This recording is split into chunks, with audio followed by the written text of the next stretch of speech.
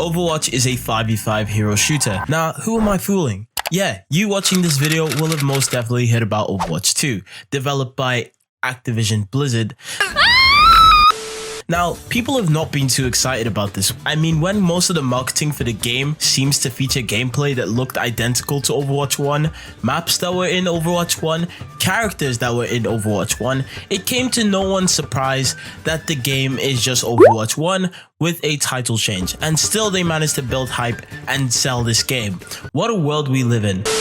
So, what makes Overwatch 2 an actual sequel? Well, so they changed the player count from 6v6 to 5v5. I know this doesn't seem like a huge change, but I played Overwatch 1 and this game feels a lot slower and more forgiving due to that small change, and the fights seem a lot more intense as a result. So yeah, it kind of feels sweatier somehow. Now, of course, this isn't the only change. I mean, they did give some heroes a change to their kit designs, and in some cases their names, but there's obvious additions like the new battle pass, the new character Kiriko-chan, and of course Bangalore, Sojourn, and my personal favorite, Junqueen. The game modes are practically the same, and yet somehow in some act of a miracle, people have found another way not to push the payload. But as I said earlier, this is basically the same game, so the players would pretty much be the same too. Now, did you know Overwatch actually has a plot? From what I know, the characters in Overwatch have been up to absolutely nothing, as the sequel doesn't include the story mode at all. Thank you, Activision Blizzard. They just want you to do the exact same things you did before, such as defending and pushing payloads, capturing points, defending points, and yeah, that's about it. Now, do they give you some new toys to play with? Yes, such as Junqueen and Sojourn, who both had very impressive kits that I did have fun trying out. There was also the inclusion of arcade mode, which was definitely the most fun in the game, because this had all sorts of game modes like low gravity and an actually new mode, push the robot, similar to push the payload, but this time it's pushing a robot. Ah, true innovation. And there was a few more I wanted to try, but for some reason, they just disappeared. I don't even know what the hell happened. They just disappeared. So I didn't mention Kiriko because I didn't want to give any of my money to Actiblizz, especially when their standards are so low. But in about a year's time, when I do reach tier 55 of the battle pass, because the XP is so goddamn slow, I'll let you know how she is. Speaking of which, they have a battle pass. They finally put loot boxes away. Gamba equals bad, everyone. Finally, they understand this. And you would think that the years of development must have gone somewhere. But other than the addition of challenges and a battle pass system, the game is practically identical. The challenges are alright, although I would love to just pick who I unlock rather than having to play 100 games to unlock some of my favorite heroes. Now, free-to-play Overwatch 2 definitely works, and it fits this model of game. I mean, just look at all these successful free-to-play games, like Apex Legends, Fortnite, Destiny. Destiny is not a free game. I'm sorry. It's not a free game. And a bunch of others that have solid footing over the years of updates, seasons, and innovation. Which is why I'm deeply concerned for Overwatch 2, as despite the years of dev time the sequel has had, there hasn't been much in the way of innovation that has been noticeable enough to consider this a true sequel. It's more or less just a glorified update, and to maintain the free-to-play seasonal model this game wants to achieve, all the seasons are going to have to be to this standard. So maybe they're just holding back some features so they can hopefully meet that in a later date and make these extra seasons feel juicier, right? You know, that's a possibility. So yeah, there really isn't much to speak on here that people don't already know.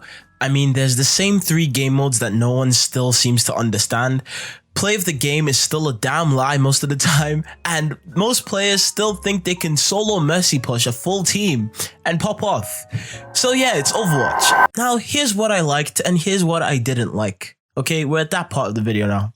So yeah, I'm a fan of the 5v5. Again, I said this game used to be a little crazy at times, and this slower pacing allows for more decision making in fights, letting you be able to breathe for a moment after battles, but also making those battles more difficult as there's less room for error, which is something I found really nice. The new characters are free and easy to pick up and get used to. Sojourn feels like Soldier 76 with different movement, but she does have easy abilities to do quick damage, and so that makes her great for new players to pick up and jump straight into. And Junqueen, my favorite of the 2 characters.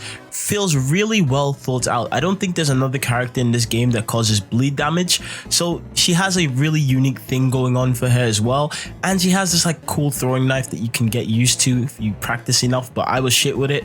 But anyway, if you throw the knife, you pull it back and it pulls the enemy towards you and causes bleed effect, which I found really fun to mess around with. Kiriko-chan is locked right now. Moving on. They added some fun new game modes to arcade, and although I didn't get to ranked, playing to unlock it is going to be fun and refreshing challenge for me, so I can't wait to jump back in and hopefully get to ranked so I can rage at bad supports and tanks all over again. What I didn't like. Now, there is a lot here, but let's just keep it short and simple. Anything they didn't change. And I know this is gonna make it sound like I don't like Overwatch at all, because that's basically what this game is, right? But I feel like they just wasted their opportunity to really recapture the same excitement from 2016 and get people really looking forward to the future of this game again, because they just had a terrible launch. They had so many bad queue issues. They didn't really do anything with this other than update a few features. Like, I was really expecting a full blown out sequel, new maps, new everything, make this whole game feel like a refreshing experience again, but it's just the same game, so that was kind of a disappointing thing. The battle pass XP sucks. It feels like it doesn't move. I hope they add XP bonus days or something like that, because damn. Challenges. The new challenges are unnecessary and take away from the experience in my opinion. They just feel like chores for you to complete so you can play the characters you already played before, and for new players I would assume they'd become irrelevant, as most new players won't give a fuck about these characters because they don't know who they are, and also they would have gotten used to the characters that they're playing by the time they unlock some of these. So who the fuck is gonna play these? Unless you know what these characters are, you have absolutely no reason of trying to play any of the ones that require 100 games. You literally don't have to. So let's wrap this up, shall we? The game is fun, it's Overwatch. If you liked it last week, you will like it now. If you didn't then, you wouldn't now, because it's almost the exact same game. The challenges are annoying, the gameplay is actually kind of fun, and I'll play this one casually until I unlock the ranked and Kiriko-chan in 2026. So for now, I'm gonna give this a mid out of 10 and keep it pushing.